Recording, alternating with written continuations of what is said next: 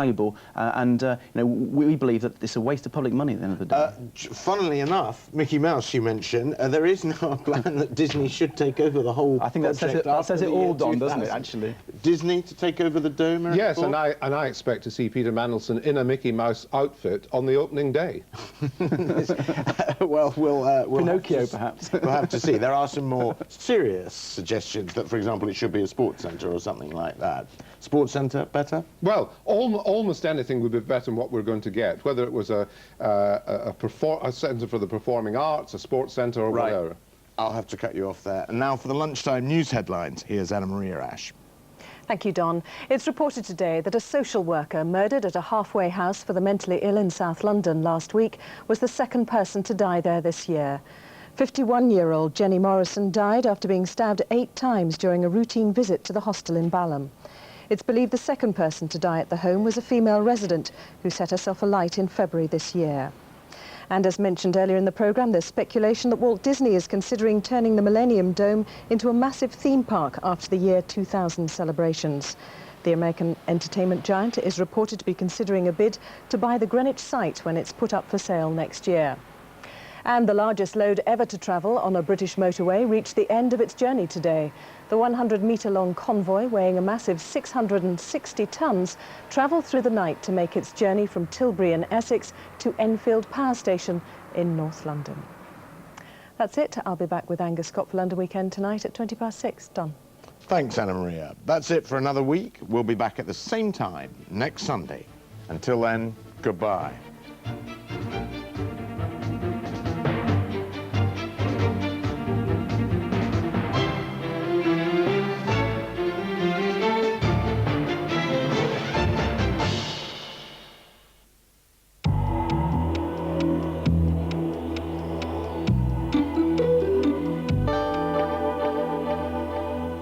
Hello, as you can see, it's a really nice afternoon. A little bit OTT, well, only just a little bit. A lot of sunshine around today. A bit chilly though, northwesterly winds at work. Temperatures around about 8 Celsius, that's 46 Fahrenheit. But hey, are we complaining? I don't think so. And as for tonight, we have a bit of an east-west split. Over in the west, well, temperatures a little bit below 0. Quite clear and frosty over in the east. Small cloud around, temperatures a bit above 0. That's your lot for now. Enjoy the afternoon. I defy you not to. I'll see you later. Bye-bye.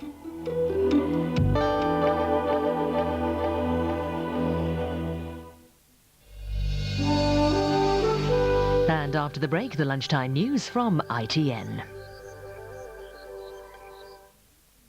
Myself and his lordship here share an obsession.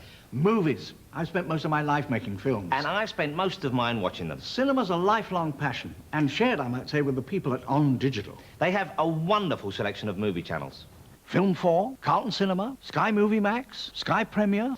All this with no dish, no cable, just a set-top box that plugs into your aerial and TV. Just like having your own cinema. Except, of course, you have to make your own popcorn. But at least you wouldn't have guys coming and sitting behind you talking all the way through a movie you haven't got a clue. You see, when I went to see Gandhi, which, by the way, was a lovely piece of work, 2 blokes came in, didn't have the funniest idea what was going on, thought it was a musical, no songs, went out and got a curry. Now I ask you, what the...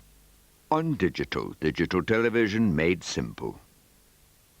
Puppy Patrol! Andrex are giving away magical weekends in London with £500 to spend in Hamleys. There are also thousands of toys to be won. £50,000 of prizes each week. Hey, wake up, pups. Boys and girls are relying on you to spread the word. It's Andrex's most magical offer ever.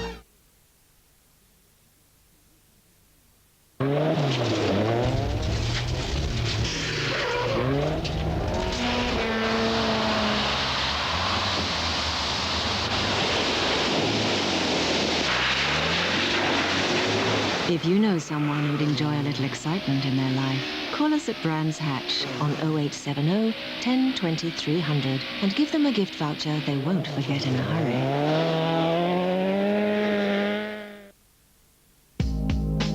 Can your camera take 3 different picture sizes whenever you want? Is your film as easy to load as this?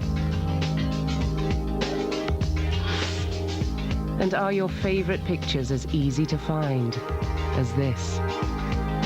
The Kodak Advantix camera.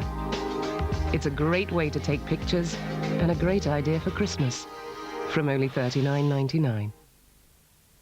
Hey, look, I can see kids. Give them a wave. Stop shaking it.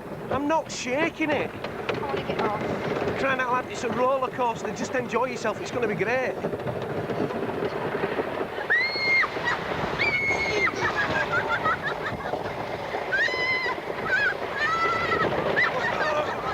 Scary day?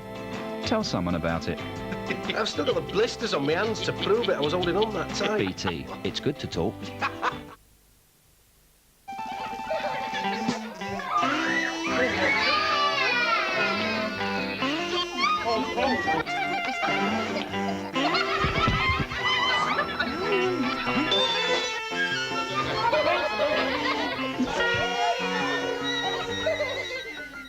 Because there's never a good time to get indigestion, Rennie starts working the moment it reaches your stomach. Rennie, for fast, effective relief. Introducing the Braun Oral-B 3D plaque remover.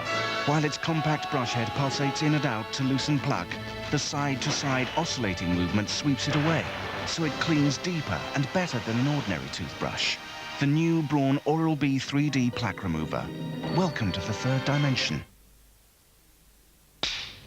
To receive on Digital's huge choice of films, call this number or just pop down the high street. Very good, me old darling. Thank you, but really, I'd love to direct.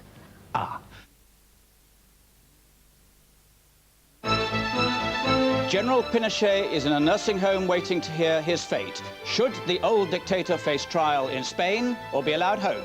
In today's programme, victims of torture, the Chilean foreign minister, and the question, what should Jack Straw decide? That's after the news at 1 o'clock.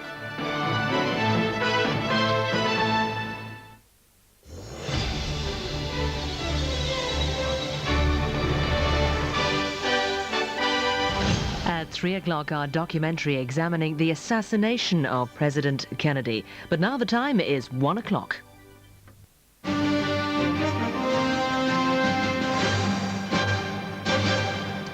Hello, the Home Office is refusing to comment on speculation that a deal could be struck to send General Pinochet back home to Chile. The Chilean foreign minister is again insisting that the former dictator will be thoroughly investigated if he returns and won't be immune from prosecution over human rights abuses. Shuli Ghosh reports.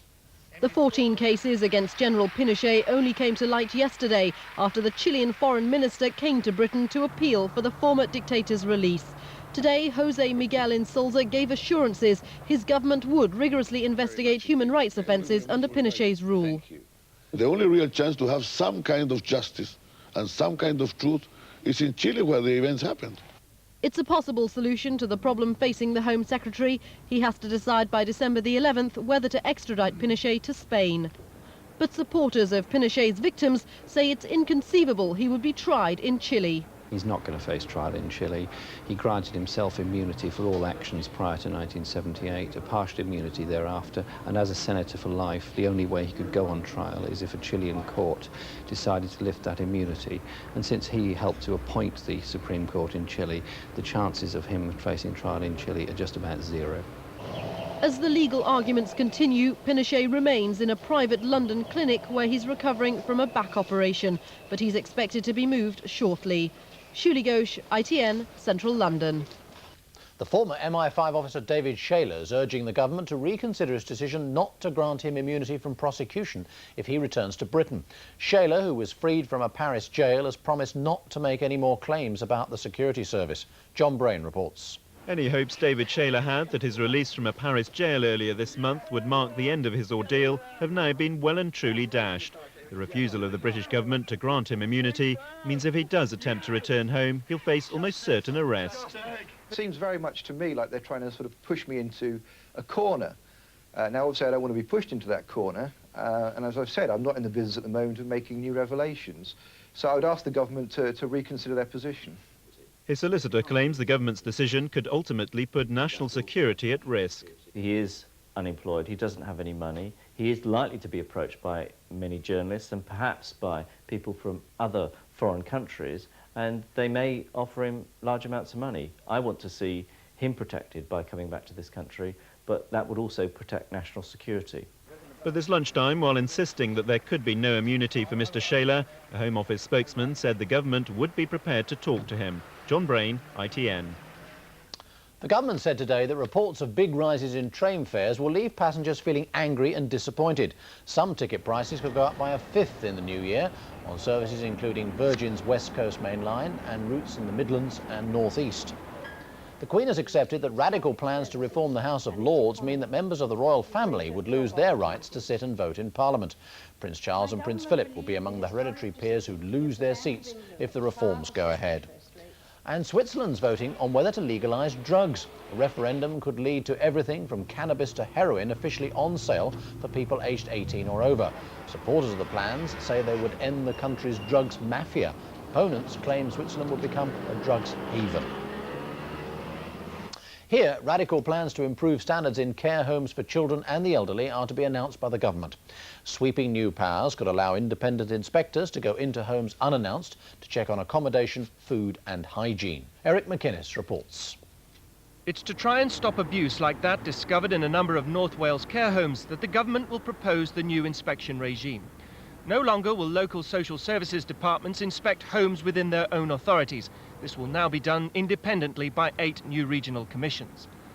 They're expected to be given wide-ranging powers to inspect homes, both private and state-run, for the elderly and children. They'll be able to close down homes that do not meet set standards or if they suspect abuse. Children's welfare campaigners say the changes are well overdue. We've had such awful incidents of abuses, both with children's homes and in residential care for elderly people, that I think this can only do good. What we've done in the past has been, in many cases, a complete disaster. The Health Secretary said today independent investigation was now essential. We can't have the same people who are doing something regulating themselves. We've got to have some tough outside regulation with tough national standards. The proposals are being broadly welcomed, but it could take 2 years before the new scrutiny procedures are in place. Eric McInnes, ITN, at the Department of Health. Cricket, England are sliding towards defeat after day 2 of the second Ashes test against Australia. By close of play, England were 126 for 5 in their second innings in Perth. Will Walden reports. Few days in Test match history will have witnessed such drama. Australia 82 runs ahead with 6 wickets in hand at lunch. Simply collapsed. Alex Tudor on his Test debut was the chief tormentor. Darren Gough chipped in with 2 wickets in 2 balls. The home side was suddenly experiencing something new, failure. And when Glenn McGrath fell to Tudor, England had taken Australia's last 6 wickets for 31 runs in just 39 balls. 4 wickets. But as so often in the past, England threw it all away. Mark Butcher the first to go, Nasser Hussain followed soon after, and when England's captain Alex Stewart was out, England were 15 for 3 and staring at the fastest Test defeat in over half a century.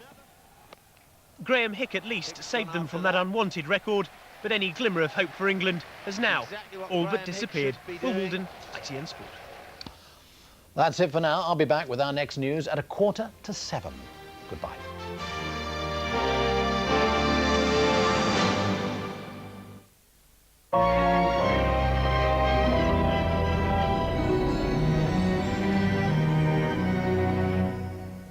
Hello, good afternoon. As far as the week ahead goes, we're expecting quiet, settled weather, being mostly dry, but the downside, cold temperatures as well.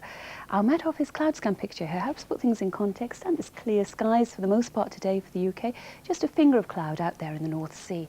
So in terms of actual weather today, a lot of brightness, a lot of sunshine around, and apart from the possibility of the odd shower down in the southwest, cloud and bits and pieces of drizzle up there in the far northwest. Now, tonight there's a bit of a change in the offing. We see that cloud and drizzly bits in the far northwest, pushing ever southeastwards across Scotland and Northern Ireland, other western parts as well. Down in the south, clearing skies, temperatures close to freezing. Above that, underneath all the cloud. That's all from me. Power Gen.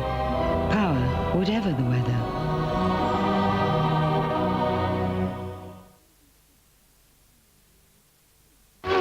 Life gets complicated when you love one woman. Oh, you said you'd look after me. You said you didn't need looking after. Yeah! But worship 11 men. What are those? This is the worst day of my life. He's not a yob, and I'm not exactly ending up with him, all right? Come on, Paul, it's only half time. Paul, it's only a game. Don't say that! Please! That is the worst, most stupid thing anyone could say. Get to Fever Pitch, the network premiere, tonight at 9:30 on 4. Next Next, though, Dimbleby debates the prospects for General Pinochet, freedom or extradition.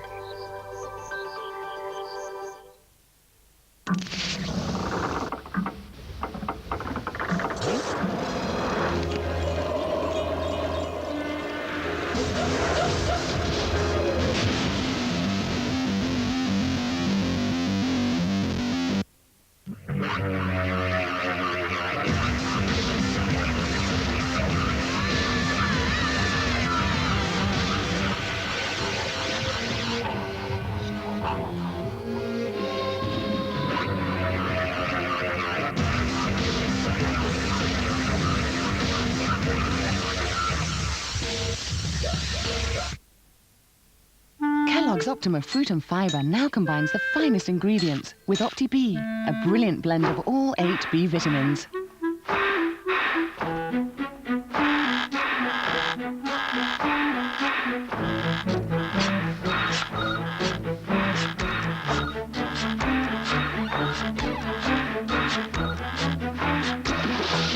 Kellogg's Optima. Opti-B, your best in the morning.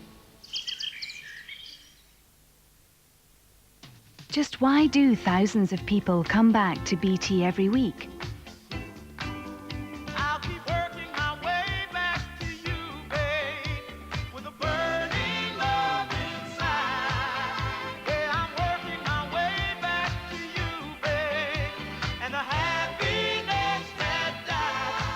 Because it's the little things that make a big, big difference. Thousands of people come back to BT every week. Introducing the Braun Oral-B 3D plaque remover. While its compact brush head pulsates in and out to loosen plaque, the side-to-side oscillating movement sweeps it away, so it cleans deeper and better than an ordinary toothbrush. The new Braun Oral-B 3D plaque remover. Welcome to the third dimension. Read all about it! Evening Standard Theatre Awards! Take a front row seat at a very special West End production. Magical moments from the stage. Leading lights and spectacular shows from a vintage year of theatrical achievement are awarded at an evening to remember. It's the Evening Standard Theatre Awards, Monday, 10:40 on ITV.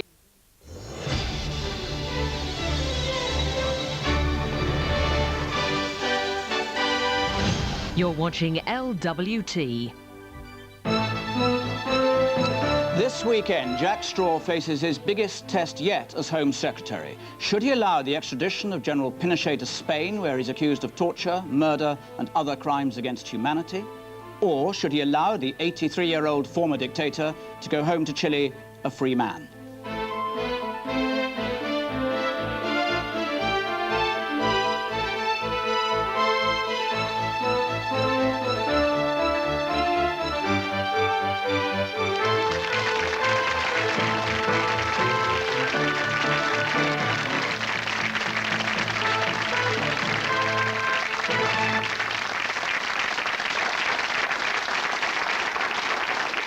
Good afternoon. In the days ahead, the Home Secretary has to make an acutely difficult decision, a decision which will have immense political, judicial and international repercussions.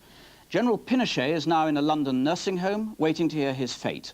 Will he be extradited to Spain or be allowed home to Chile? In this programme, we'll be exploring Jack Straw's dilemma with some of those most directly involved in the outcome.